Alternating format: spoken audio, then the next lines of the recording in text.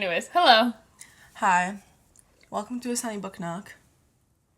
Cheers. Cheers. We're tier ranking Yeah. the lesbian movies. I've talked about lesbian movies on this channel in relationship to, like, books as well, but not, this is my podcast co-host. I'm Renaissance. The podcast co-host of the Lavender Menace, and we talk about lesbian media and movies and stuff sometimes. So we're gonna be ranking them, the ones that we've seen. And how many movies are there? 23. 23 lesbian movies. That we have seen, that we both have seen. Yeah, that we've There are both some that I have seen, and there are some that Sunny has seen. Mm-hmm. These are the ones that we share. Yeah, so we have our tier. Obviously, hate crime, On Thin Ice, mid, Slade and Yaspilled, and scripture. But it will probably have to argue about some of these. Probably. We can get started, though. Okay. The first movie is Saving Face. So Saving Face is a rom-com from, like, 2004. Yeah, 2004. And it's directed by Alice Wu, who you might know from The Half of It, which is a Netflix original lesbian movie. But, yeah, this is her debut, directorial debut, and it's about this Chinese lesbian who is, like, a surgeon, and she gets in a relationship with this Chinese girl who's a dancer, and they live in Flushing and Queens in New York City. There's also drama with our main character, who's the surgeon's mom, who, like, gets pregnant, and no one knows, no one in the Chinese community is like, well, who's the baby daddy? But no one knows. Exactly. So. Which is shocking because everyone kind of knows everyone's business. Everyone's equally. all up in everyone's business. Everyone's all up in everything. But because the mom gets pregnant, her parents, whom she was living with because her husband had died, like, kick her out. Yeah. So that's sad. It's like a mix of sad and sad. Yeah. They say it's a rom-com, but I was there. I was crying. Yeah, there were moments I was like, this is a little too real. Yeah, it got hashtag real. It got sometimes. But like beautiful shots, beautiful actors, beautiful. We have an episode on it. Yeah, we have an episode on it, of course. It's a slay movie. I love it. I think I rated it like 5 stars, 4.5 stars. I forgot. On Letterboxd. You should follow us.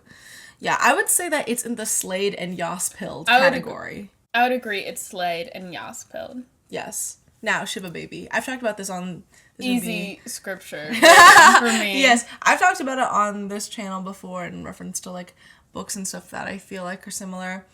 But it's just such a good movie. I've watched it like 10 times. I've shown it to, like, every lesbian I meet. Because it's just everyone loves it too. It's one of those movies that I feel like is a crowd pleaser. Yeah, it is. It's good on the first watch and it's a good rewatch as well. Yeah. So it's a real. I mean, it is watching a panic attack in real time for about 90 minutes, but it's a hoot and a half. The amount of anxiety that builds with the amount of humor. You feel physically ill by the end because at first it's like funny situational comedy. Yeah. Well, explain the concept. So, because I agree that it's scripture, so we can put it in the scripture category. Easy scripture. It is about a girl who goes to NYU, who is like an online sugar baby, and she has this sugar daddy that she sees multiple times, like a regular customer, a regular patron, regular client. A regular client on this like online sugar dating app. After a hookup, she has to go to a Shiva. Our main character's name is Danielle. And at the Shiva, she runs into her high school lesbian fling / childhood best friend / childhood enemy person. And her sugar daddy shows up. Is also there. But he has a wife and a baby. Who was like a year and a half. It's a lot of, the sugar daddy does know Danielle's parents, unbeknownst to both the sugar daddy and Danielle. They find that out at the same time, and hijinks and anxiety ensues, and the scoring is amazing. It's also directorial debut from Ella Seligman, Emma. And there's Shiva Baby, the short film as well, which is also very good, which is where this movie came from. And it's real good. It's real good. It's on HBO Max. Yeah. Highly recommend. love. It's scripture. It's biblical text for the It is. Lavender Menace community, for the Renaissance community. It is. So One of our faves. The next one is San Junipero. Yeah, Black Mirror episode, San Junipero. Yeah. I love Black Mirror. I haven't watched all of Black Mirror. I've only seen like a couple episodes. But this is one of my favorites. I would say that this is Slade and... I really like it, but I think if I'm being honest, it's mid. Yeah, I agree, honestly. Like, I really, like, yeah, mid-complimentary. Right. Mid-complimentary. Yeah, but if I have to be honest, yeah, that's real as fuck. Mid. That's real as fuck. It's like mid.5. But Yeah. No, you're right, because San Junipero, it's like, honestly, not that high concept in terms of, like, sci-fi, but when I was introduced to it, and I was, like, when you watch 16, it for the first time, it just shakes you to your core. Yeah. But then the next couple times you see it, you're like, okay, whatever. It's, like, sweet. Yeah. But... yeah. It's just not that It's a mid.5. Exactly. Okay. She survives. Booksmart. We watched this high the other night. So good. So good. And it had been a while since I had rewatched it. And I compliment it all the time. But then I was like, what if I rewatch it and I don't like it? No. Still Slade. Still Slade. It's like so funny but so real. And that's like the best part. It's the realest part. Every time I see it, I'm like, I did that. Exactly. I love when girls are best friends. It's like the realest shit, bro. And like it's always funny when you have a homoerotic friendship with your bestie, but one of you is gay and they're also your wing woman. Yeah. But they're also married. Yeah, exactly. It's like so slay. Female friendship as like girlhood, stronger than marriages, I believe. Stronger than marriage. 100%. And, you know, obviously, is this Olivia Wilde's directorial debut? Yes, it is. Because everyone was like, a woman directing? How does that work? Yeah. And then she slayed. No, it's so good. It's very good. Love it. I would say it's Slade and Yaspel. Same. I want her to make more movies. I think she has a couple, or she's supposed to be making other movies. Mm-hmm. Anyways, next one is Prom by Ryan. The guy who made Glee. What's his last? Murphy. Oh my gosh. Yeah, that Ryan asshole. Murphy. Please! This movie is so fucking bad. It's so bad. The only part that I think is funny is when Nicole Kidman does the rip-off Fosse number. I think that's fun. And I love Meryl Streep. And she is basically playing like off-brand Patti LuPone, who I also love. But it's a hate crime of a movie. It is a hate crime of a movie. It's like... so sorry. I don't think... The music isn't that good. The acting isn't that good. There's nothing memorable about it, to be honest. I can't remember a single thing that happened in this movie. All I know is that, like, the girlfriend's mom is homophobic, so then they, like, change the address of the prom. Uh-huh. And then the lesbian shows up all alone. But then they, like, come together and have this High School Musical-ass final number. Stupid as concept and bad delivery. No, it's really bad. It's just not like, good. The plot is literally just homophobia. So it's like, I remember the plot, but it's like, not because it's good or original. Yeah. Anyways. Professor Marston and the Wonder Woman. For me, it's like mid. Maybe on thin ice. On thin ice? Yeah. It's... like, you're sick for that. You're sick for loving it. That's the bisexuality in your mind. Because a black lesbian director, Angela Robinson, hello. Rebecca Hall is in it. It's a period drama. Wonder Woman. It's stupid. I can't. I think it's Slade and Yaspel. Okay, Can we meet in the middle for mid? Okay. But what's your defense? Well, explain the concept. It is the story of how Wonder Woman came to be, which is that she's the creation of Professor Marston, who was an early psychologist in the early to mid 20th century. There's a throuple. It's a throuple. And his wife is brilliant, but is not allowed to get her PhD because she's a #woman. And BDSM rope play. Yeah, and he kind of creates the basis. It's called the disc theory. And then he creates this superhero as, like, how to share his, like, psychology findings that he thinks would make for a better future of the world. And so he wants to teach them to the youth of, like, how to trust people, love, how to know, all this stuff. Indoctrinating the youth with gender ideology through comic books. Literally, and that's how Wonder Woman came to be. And she used to beat up men and have sex with women before she got rewritten. And she slays, and their throuple And I think it's important because the wives love each other and they have a love and a relationship independent from the man, which was very important to Angela Robinson when she was making the film, because it's not about a man having two wives and bleh. It's like about I don't think that love. either. I don't think it's that either. I just think no, but that's what I think is because there are other bad threesome like movies and stuff like that exist, and this Jesus isn't that. Christ. I didn't have to watch one, but I accidentally watched one and it was so bad. Well, okay, we'll put it in the mid category. Okay, to me, it's, for the record, Slade and Yaspil for me, but I will put it in mid. Now, the next movie we have is Carol, which is actually mid. Which is exactly like dead ass. I was like, it's just mid. And this one is mid. Like, I'm so sorry. And it came out in 2015. All the too. high school lesbians are fucking obsessed with this shit. But it's because this is the only movie you've seen. That's the thing, is that this is everyone's either like first or very early.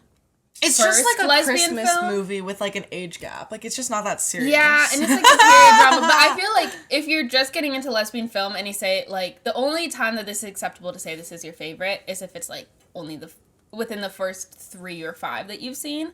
But at a certain point, we must grow. We literally have to move past it. Yes, yeah. It's overrated. 100%. But I think it's also one of those things is like, since this movie has come out, we've gotten such an influx of lesbian media that at the time she was doing, phenomenal. She was doing what needed to be done. Right. In 2022, but that was released in 2015, right? Mm-hmm. So gay marriage had just been legalized, or possibly. Have you seen The Handmaiden? I've seen it, but I don't remember it. So I need to rewatch it so I can actually have that first watch experience. Sickening.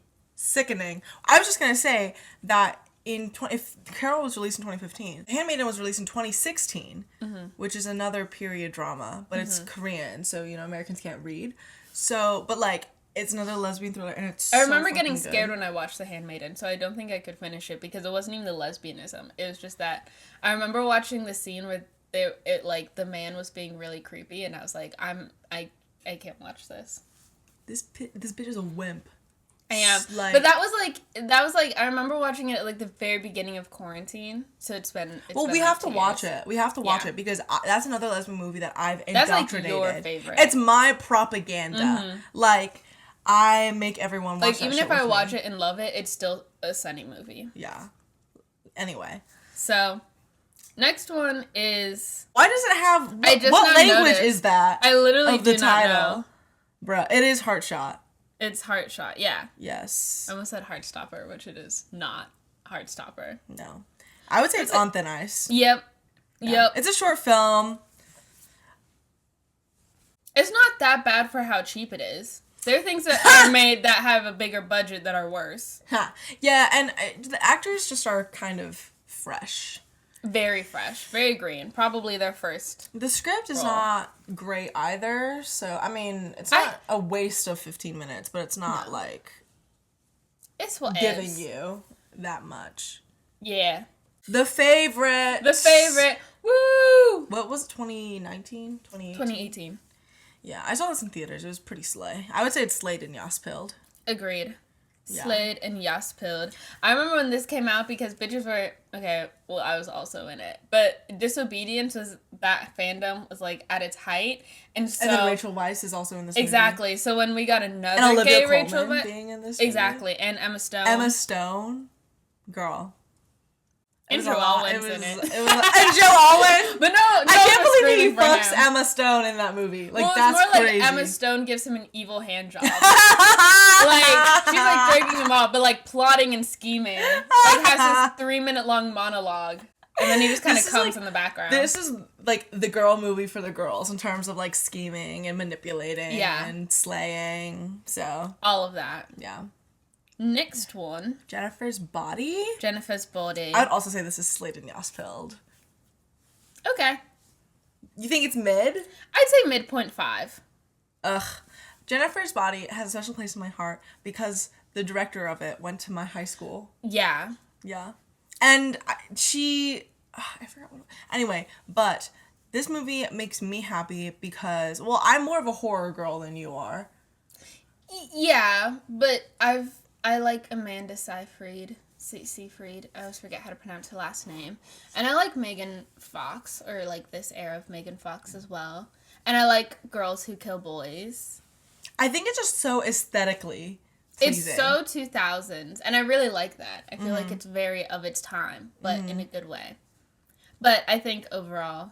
Okay, you can put it in the mid category, I suppose. It's kind of like the San Junipero, like, I love it, but if I'm being honest... Okay, I see. You fell asleep while watching Bound, so I don't know what the fuck... The first time. I don't know what the fuck you're talking about. I've rewatched it. Okay.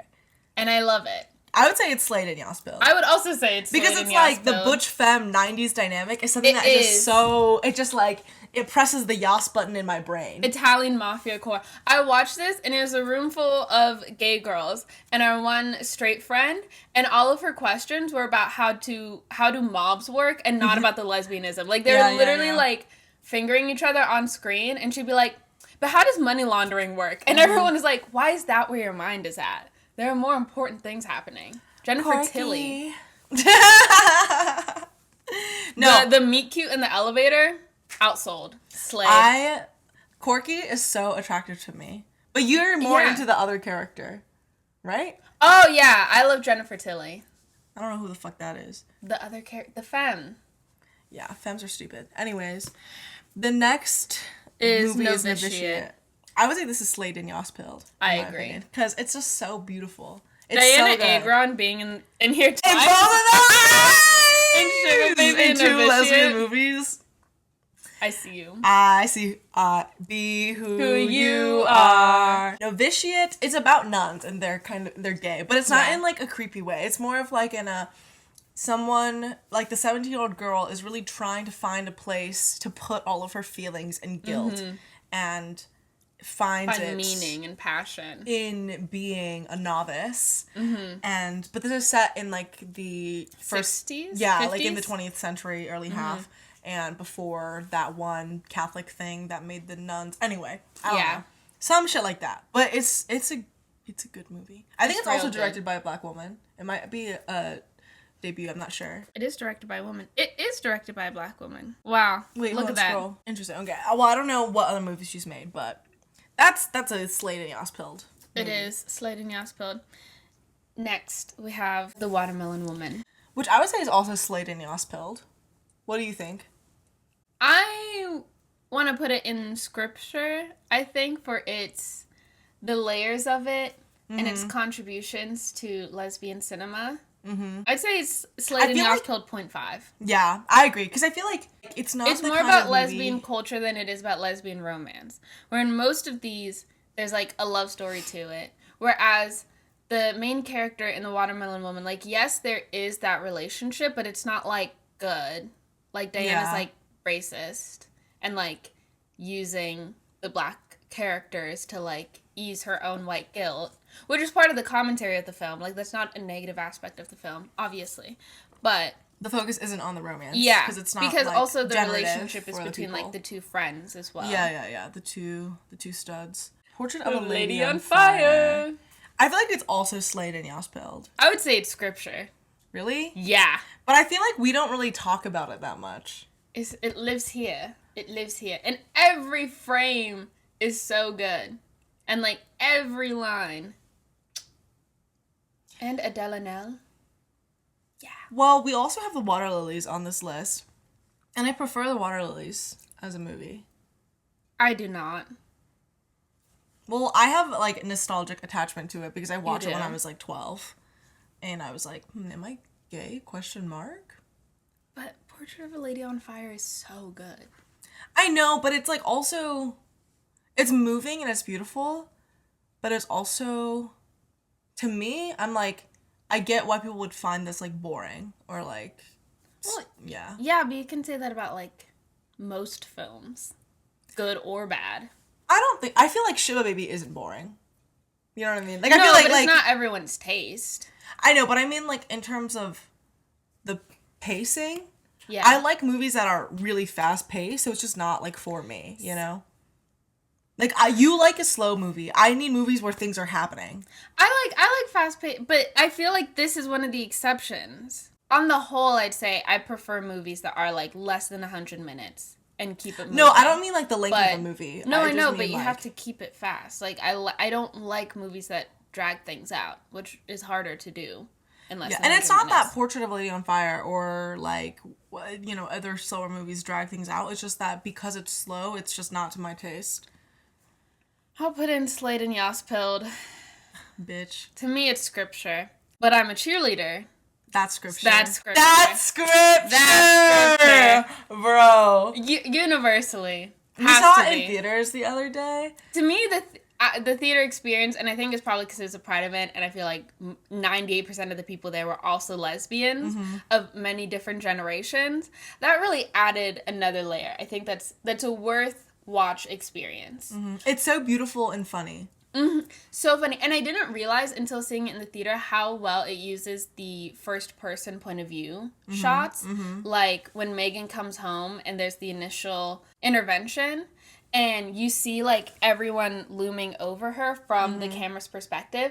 And I feel like when you're in the theater, because everyone's so large and the screen's so huge, you feel more also, of Megan's... Yeah, that, like, claustrophobia of being found out or whatever. And there's so many times where, like, the camera tells you that you're gay. Like, you have to be gay as the viewer to watch it. It's just the truth. That's literally just how the movie is set up. Whereas, when I watch it, like, on my laptop or something, it's more like a 4.5 watch experience, but the theater really adds it to the 5-star experience for me. Next, Kajillionaire. Miranda July.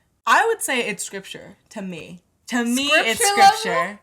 Because I think about it all the time still, and I think Miranda July's writing and, like, idea and concept was so brilliant. What do you think? Interesting. I would say it's in the mid-point 5. That's crazy. Well, we watched it together that one night, and you were like, whoa, this is so good, blah, blah, blah. It is really good, but one, I don't like Gina... Rodriguez? Gina Rodriguez. And 2, it's dry, and I usually like that. Like, it has a very dry humor, but it's a little too dry for me. Okay. Like, it's gay, but I need it to be gayer. Ugh, whatever. For this tier list. Yeah, I mean, it's more, and I feel like Miranda July's work is more of an exploration about, at least from what I've understood or what I've seen, it's more about loneliness than anything else. Yeah. Other than even desire or family or anything. So I guess I'll defer to you and you can put it in the mid category. It's good. It is good, and it's a very good movie. In this context, I'm going to put it in the mid-point 5. Like, if someone's like, oh, what do you recommend for lesbian movies? I'm not going to be like, Kajillionaire. Well, I would. Okay. Everything, Everywhere, All at Once. Well, that's scripture. That's scripture. That's scripture! Because it's a flawless movie. No, it's so good. Like, wow. I'm sorry that it was made by not only one man, but literally 2 men with the same name. Daniel. Like, basic as hell. But they slayed. This movie was crazy. So good. And the lesbian representation was... The lesbian mom dynamic. Real as fuck. Real AF. Who's scared? Put a finger down if you're scared. Like, we were all very scared watching that movie. Yeah. I cried like 6 times in the theater, I gotta be honest. And it was literally edited with like 7 computers and After Effects and Final Cut Pro. Like, girl, I've had Final Cut Pro since 2017. I never made anything that looked like that. Not once in my life. The costume, the set, the fight scenes, like, oh my god, the utter brilliance in every detail of this movie is just so... Wow. And like they gives had you whiplash budget, in the best way. But when you look at like the budget to payoff ratio, it's like actually wild. It's like insane. Like yeah. Because there are cheap movies that look cheap and it's like, okay, y'all had $3 in a dream. But when you look at it, they like ratio wise, they really did have $3 in a dream. Stretched every penny. Every penny. And it was such a passion project for everyone and it shows. It shows. Everyone like was at their max. And we talked about it.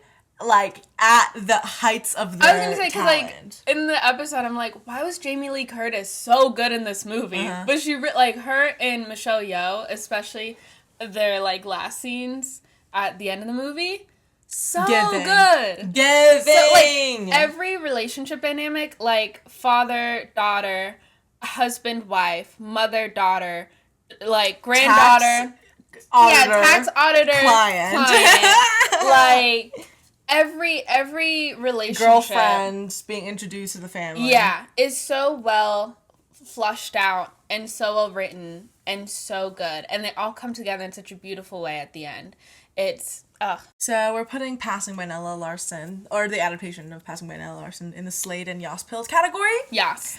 Because I think that the adaptation is pretty Slay and Yospills. And, like, I think the imagery still, like, lives in my mind. Like, that staircase, the black and white, like, opening shots, the ways that the lack of color is represented visually and within the characters, the tension between our female leads, and just the vibes. I love that Harlem, like, smoky bar, like, dancing. Yeah, the dance scenes. Yeah. Like, it's not like a club. It's basically a club that they go to.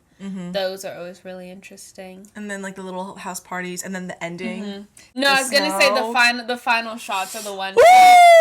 I just started reading the book as well, and, like, that initial tension just from the get, I feel like both the adaptation and the book do really well. The book obviously came first and does it, like, you're stressed from the beginning a little bit, but it's so good. Yeah. Obviously, the book is from just Irene's perspective, and in the movie, we're kind of allowed this omniscient feel to it, and I think that helps with both mediums. Like, I feel like reading it, once you feel like you're from Irene's perspective, and that's really strong. But I feel like the film and the way the adaptation and the original text speak to each other make this really beautiful connection as well.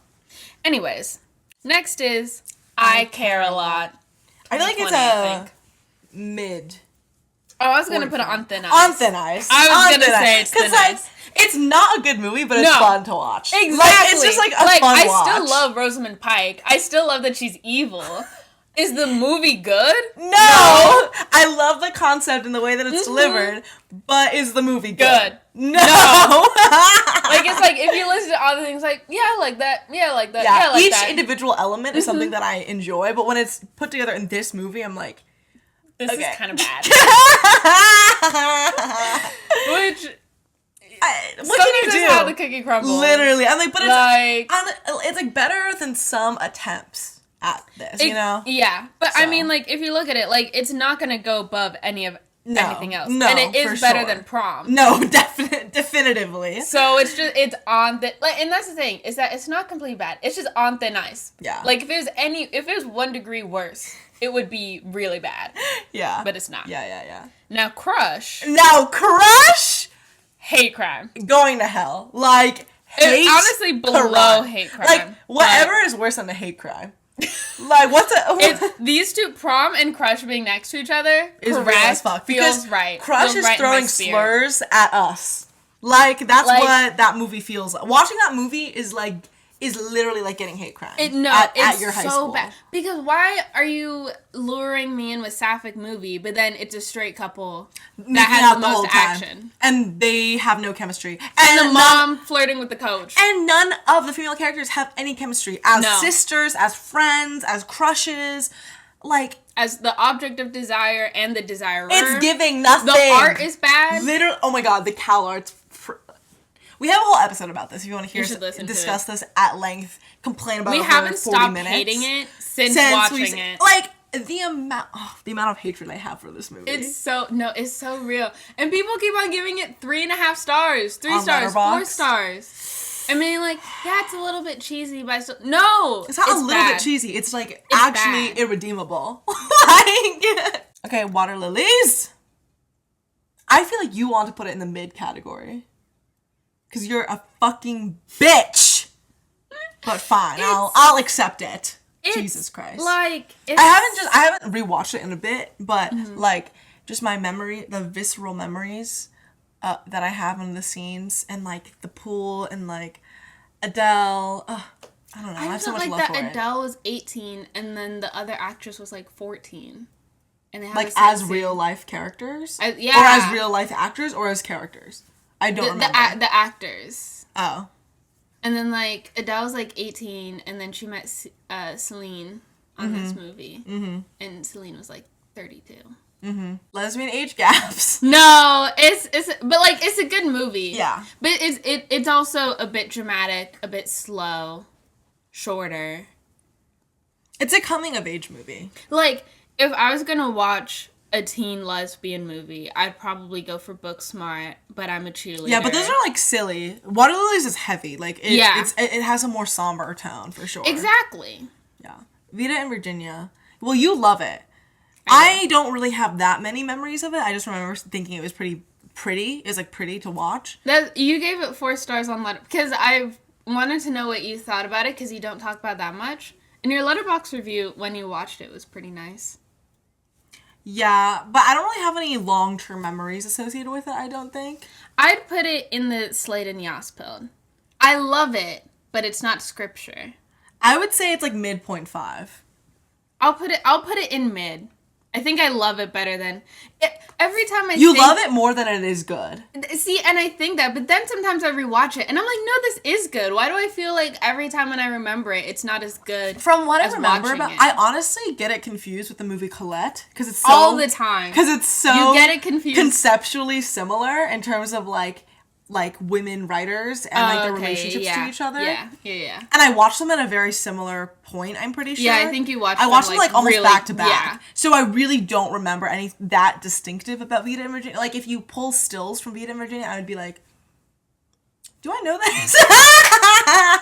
But I really don't remember anything. Yeah. But I think that also speaks to the fact that why I feel like it's more mid than you think it's Slay. Yeah. You know? So it introduced me to Gemma Arterton, who then became one of my favorite Jesus Christ! Of all time. I do love her. And Elizabeth Debicki. And I do love Elizabeth Debicki. Except Emerald Fennell is in it. And I hate Emerald Fennell. I'm so sorry. This is going on YouTube. She plays Virginia's sister in the movie. I don't remember that shit, but anyways. Okay, Disobedience. I'll say that it's on thin ice. No, I'm kidding. The way I almost murder. Wait, hold up. The gag? No, I was waiting for that. I was waiting for that. If you play that, you'll see rage fill my eyes for like a split second. You almost caught me murder on camera. Yeah, I mean, to me, it's like if there's above scripture. To me, it's like the gates of heaven. There's not even words. There's not even. I know you're. Okay. It's just kind of slow. I don't know. The lowest I'll go is Slade and Yaspil. Okay, whatever. I'm not that attached to it. See, but it's scripture. It might be scripture for you. It might be Bible to you, but it's not Bible to Sunny. But if I'm above scripture and you're below scripture, then the average is scripture. No, it's not, because I said it's mid, so the actual average would be Slade and Yaspil. 0.5. Like, okay, anyways. I'll put it in the Slade and Yaspil, but let the record show, to me... It's just not that good. Yes, it is, though. No, it's not. Yes, it is. Sound off in the comments. Is Disobedience actually that good of a movie? It is. I don't think so. I think that is. Naomi... The worst part is Rachel McAdams' British accent. And I look past that every time. I just accept it for what it is. The person who wrote the book, Disobedience, Naomi, which I have read. Alderman or whatever, she also wrote that that dystopian book, The Power or something. I did not read that. So I'm a little... I think that also colors my view of the writing as well, and the conception of like... Have you read the book, like, just in general, have you read Disobedience? No. The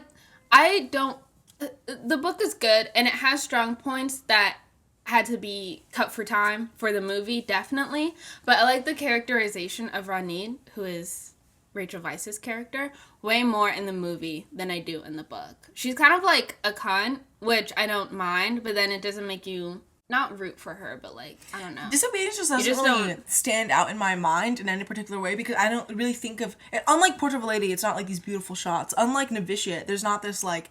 This community feeling. Unlike... it just doesn't feel that... In Disobedience, she's literally surrounded by her childhood community. I know, but it's uncomfortable in a way that obviously is intentional, but for me as a viewer, I'm like, I think I rate it at 4 or 4.5 stars on Letterboxd or something, because I think, like, objectively it's a good movie, but to my taste, I don't know. If I have to think about, like the dinner my party lesbian scene? movies, I don't know. I don't really think about that much. It just doesn't live in my mind in the way it lives in yours. I don't know. I just watched don't really it care. for the first time in 2018, and there have been movies that have tied with it for how much I love it, but there has yet to be a movie that I love and lives within me as long and as passionately as Disobedience.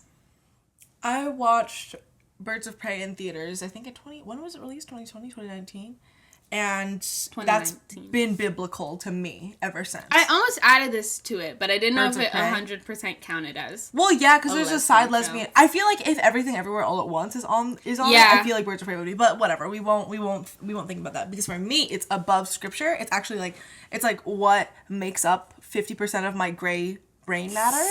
Like, and with The Handmaiden, I'd say scripture. I would which you definitely haven't. The Handmaiden and Birds of Prey, to me, is what like Professor Marston and like Disobedience are to you. No, because if I'm honest, my number one is Summerland, but that's not on here because you haven't seen it. Yeah, I haven't seen it. Okay, like summer. That's your phone background. It Corny is. as hell. Has been for like 2 years. Every time I think of changing it, I'm like, I could change it. I cannot. But- I cannot with you bitches. Ugh! Because it's also just really pretty. Well, I always have notifications and I have apps covering it. You never open your... Let's see. If I have to be honest about what if yours is Birds of Prey, Handmaiden, what did he say? I would say for mine that you haven't seen / are not on this list would be Summerland, The Children's Hour. For something that else is, and probably also Shiva Baby. Those are probably like my top. I see. Well, I hope you enjoyed this video of us fighting about lesbian movies. Follow me on Letterboxd at Disobedient Gay. Anyways, listen to the podcast if you enjoyed this, I guess. Because some people were in the comments of our last year's video when we were having our hashtag Son of Silence in St. Louis era of people being like, oh, I want to see you guys make more videos together. But the thing is that you don't read. And I am reading. I do read. They are trying their damnedest. That's because you, like, listen to them on, like, 1,000 times speed, so they're all 45 seconds long. Real as and fuck, read, though. like, 100, like, listen to 100 a day. Like... And that's my sleigh, like, what can I tell you? Anyways, so that's why I can't really make that much bookish content, but we can make lesbian content, and we can talk about movies and stuff, which I also like to do here, and we do on the podcast at length. If you want more like lesbian media, if you want our actual thoughts on stuff, most of these. Yeah, we talk about them at length in one episode at one point or another. And you can find out which episode if you follow our podcast Letterboxd account. Yeah, the Lavender Pod, I believe it'll be linked in the description. So yeah, thanks for watching. Bye. See you in my next video. Ciao.